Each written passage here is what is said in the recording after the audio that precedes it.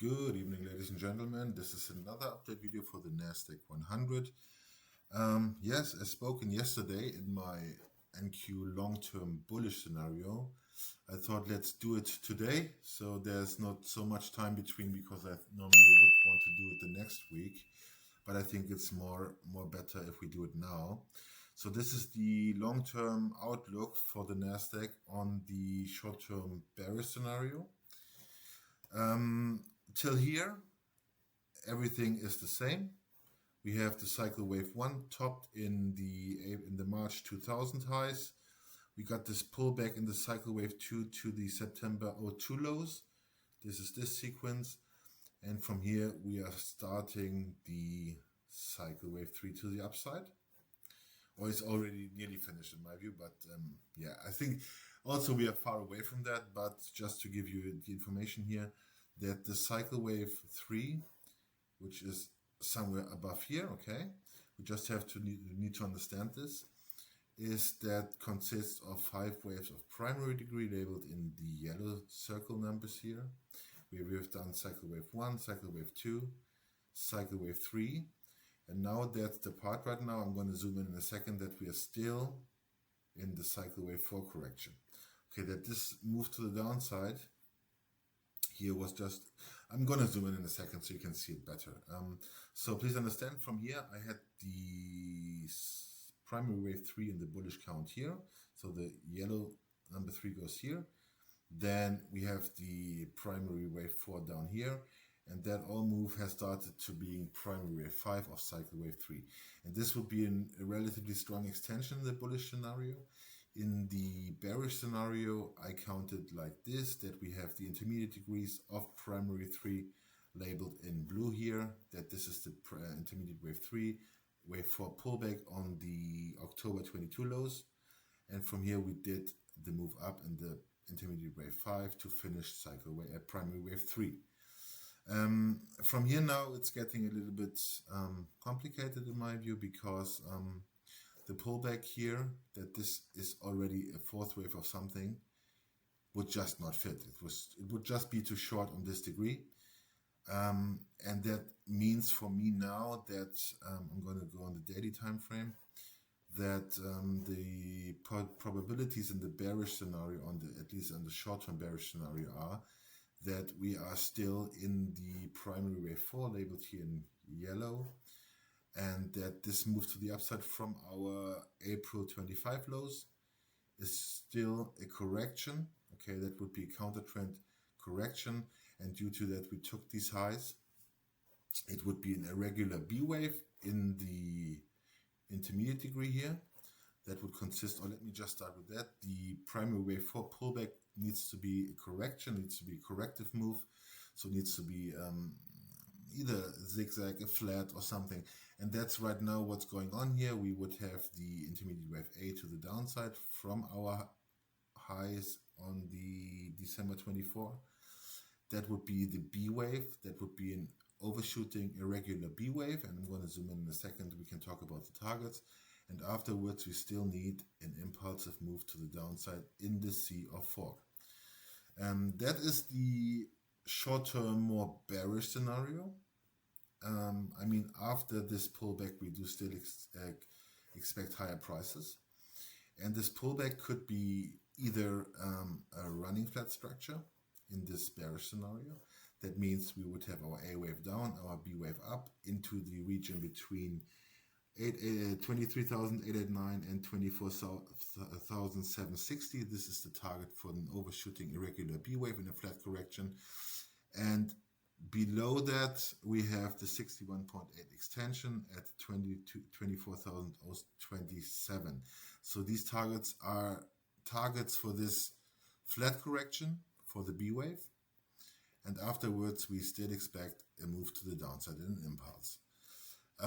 We have to see if this is playing out. I mean, yesterday I showed you my bullish scenario, and that's also pretty good fitting, honestly. And it's, in my view, very valid. We have to really see, but the probabilities are still high that this move from the April lows is still corrective. That would mean it's an A, B, C to the upside. Okay, So it's very, very three-wave-ish, and I talked about that as well, that all this move to the upside is on very low volume.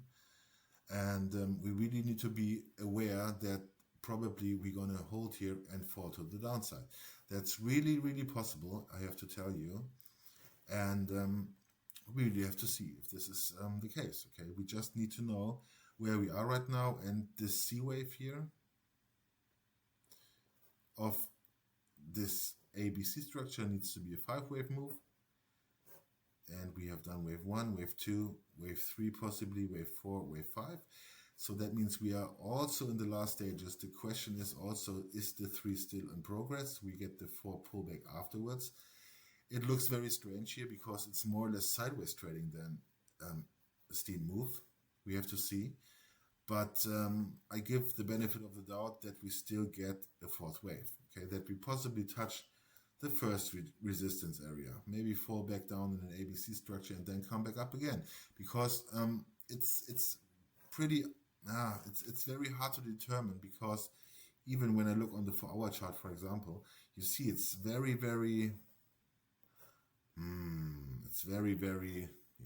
not so strong as the one or the other would have wanted it. But the thing is really that this part can still be part of the 3rd wave here, and we get our 4th wave pullback somehow in the near future, because I think that if this is the if we are in this bearish scenario where this is just a B wave to the upside, we have not so many points to the upside. I mean, we're trading now at 22,740 something. I think this is 846. That was the all-time high. And from here, let me just do something. From here, we have to the first target around 4% to the upside. To the second target, we have 8.22%. I mean, that's still a big move, but we have to see if this 4th wave is still to come, okay? I don't know that, because I cannot see a clear separation of the 4 compared to the wave 2 or something. It's, you know, we need a good look and a good shape of seeing Elliot wave moves to the upside. And I can tell you, this is not a nice move. I can only tell you this. And compared to the bearish scenario, I mean, I do also, in the bullish scenario, I do expect also a pullback in the wave 2, which I talked about you. But I want to really see this 4-5 pattern for this continuation to the upside, because we need a clear separation in the 4 of price and time compared to the B wave or the wave 2. You know, it's all about structure, and we need some more information about that. I can only tell you that we have resistance above us. The first one is 879. Then we have 24,029. Then we have 24,738. And that's the target for this being a regular B wave, an overshooting B wave in this flat correction, okay? So this is really, we have to see, and we have to really, really take focus on this area.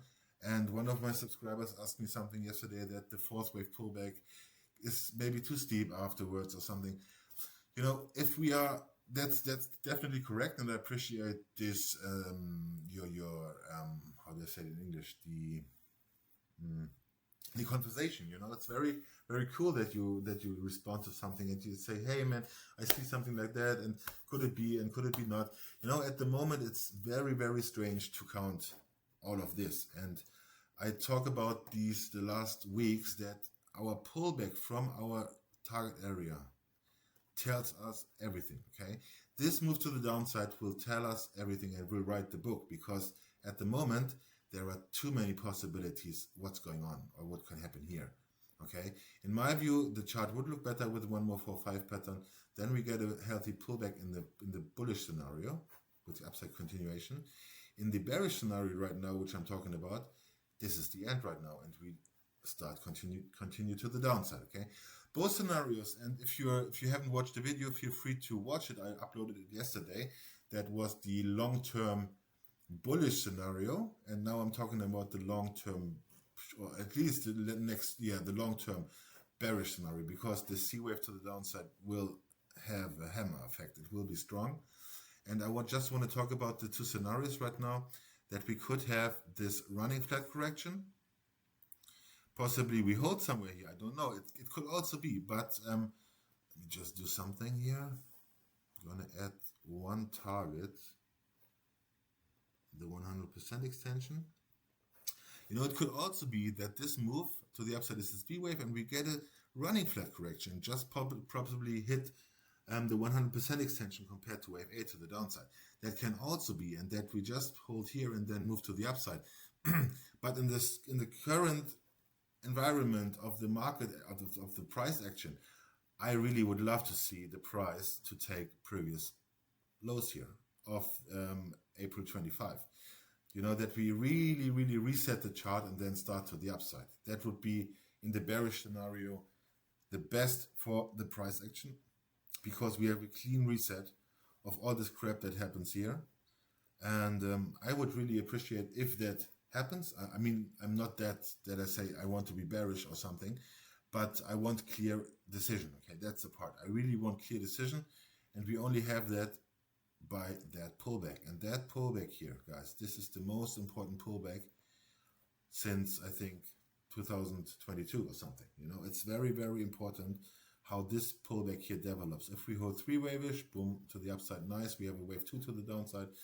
But if we see pressure to the downside and volume increase to the downside, you know, this move to the upside was very low volume. I mean, it would be wave 1 in the bullish scenario, holding by wave 2 and continuation to the upside, yes. And we will see the most volume in the third wave afterwards. But, you know, this is also very weak in my view. We have to see. This area is a decision area, and the pullback here is the most important pullback since the last 3 or 4 years. Good. I think that is my short-term or long-term / short-term bearish scenario, because the C wave should be a relatively strong one, so it should not take a lot of time. But if I compare now, and we can do that in this scenario, we can compare again the time factor. Let me just see it. Where do I have it? If I find it, I can do it, but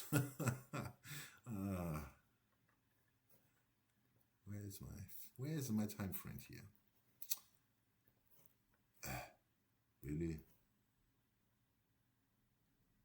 Really? I think it's here. Yeah. Okay. If we compare now the previous wave 4, this would be the intermediate degree in time. Just to give you a hint here.